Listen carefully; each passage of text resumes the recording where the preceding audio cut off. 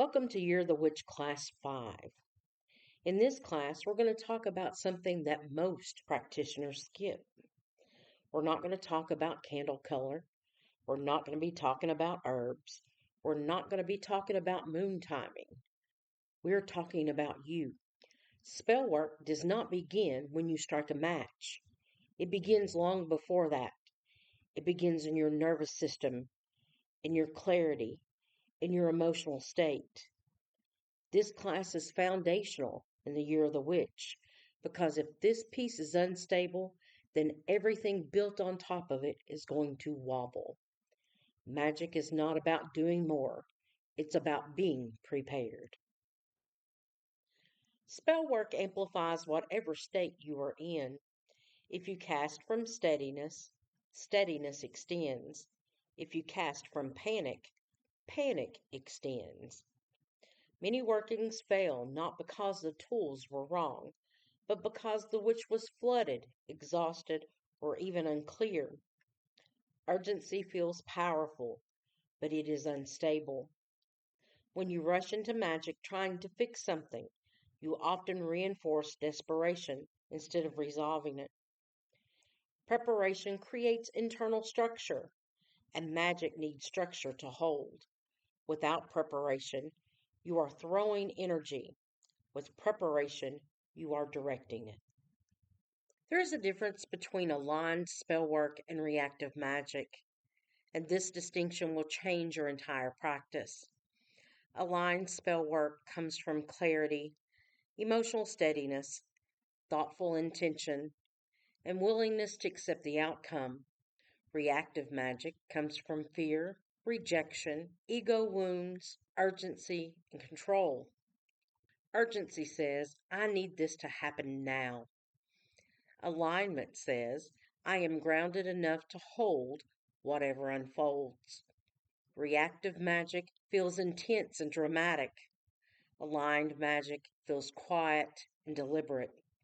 One is trying to escape discomfort, the other is partnering with reality. Pause just for a moment and let that land.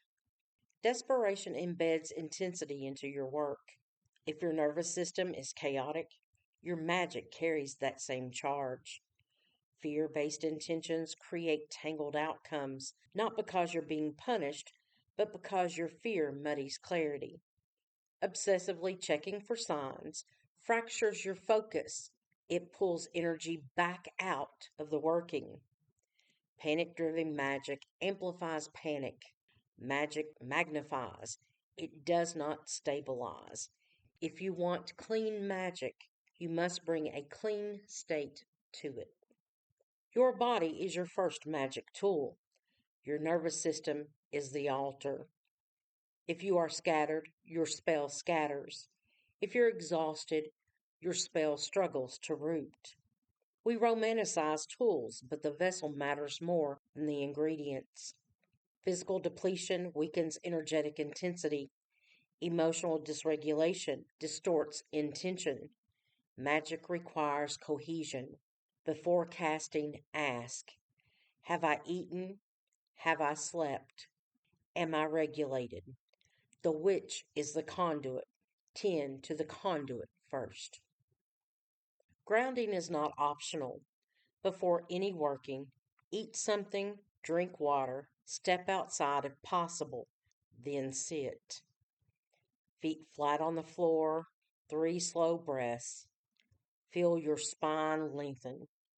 Visualize roots expanding downward, not dramatically, just steadily. If you cannot sit calmly in your body for 3 minutes, it is not time to cast. It is time to stabilize. Grounding is not an aesthetic, it is structural. An emotional readiness check is one of the most powerful pauses you can build into your practice. Ask yourself honestly, am I emotionally flooded? Am I trying to avoid a conversation? Would I still cast if I felt calm? If the answer shifts when you imagine being steady, that tells you something. Spell work is not to override hard conversations. It is not meant to bypass grief. It is not meant to silence insecurities. If strong fear, anger, or desperation is present, then delay. Delay is not weakness, delay is maturity. Ethics is not about rigid dogma, it's about responsibility. Ask yourself, am I trying to override someone's will? Would I consent to this being done to me? Am I prepared for the unintended shifts? Every spell alters something: energy, perception, opportunity, relationship. Manipulation dressed up as manifestation is still manipulation. Control is not alignment. Sometimes the most ethical spell is restraint. Restraint builds power, reactivity weakens it. Ethics is not about rigid dogma, it's about responsibility. Ask yourself, am I trying to override someone's will? Would I consent to this being done to me? Am I prepared for the unintended shifts? Every spell alters something: energy, perception, opportunity, relationship. Manipulation dressed up as manifestation is still manipulation. Control is not alignment. Sometimes the most ethical spell is restraint. Restraint builds power, reactivity weakens it. Intention reinforcement clears the energetic channel. Instead of make them come back, shift to I align with mutual, stable, and honest love. Instead of I need money now, shift to I align to steady, sustainable income with wise stewardship. When you focus on qualities instead of control, you reduce entanglement. Clear intentions create clear movement. Remember, desperation narrows and alignment opens. Preparation does not need to be elaborate. Simple practices are enough. Journal your fears before casting. Empty it onto a piece of paper so it doesn't bleed into your spell. Wash your hands. Step outside. Reset your body. Close mental loops. If 10 worries are buzzing around in your head, you are too scattered. And avoid redoing a spell because you are impatient. Magic needs time to root. Seeds do not sprout because you dig them up to check them. Now it's time we integrate. Ask yourself before you cast, I will. Take some time to write down the things that you will do. Create a personal preparation code. Example, I will sleep first. I will ground for 3 minutes. I will check my emotional state honestly. I will take practical action before magical action. I will respect consent.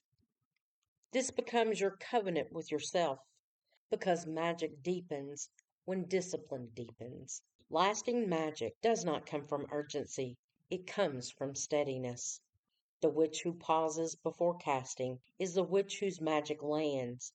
You do not need more tools. You need clarity. You do not need more force. You need readiness. And the readiness, that is the real spell. I want to thank you for joining me for Class 5 in Year of the Witch. Remember that your magic needs to be steady. I encourage you to create your own personal code and use with all your spell work. I look forward to seeing you in Class 6. And until next time, blessed be.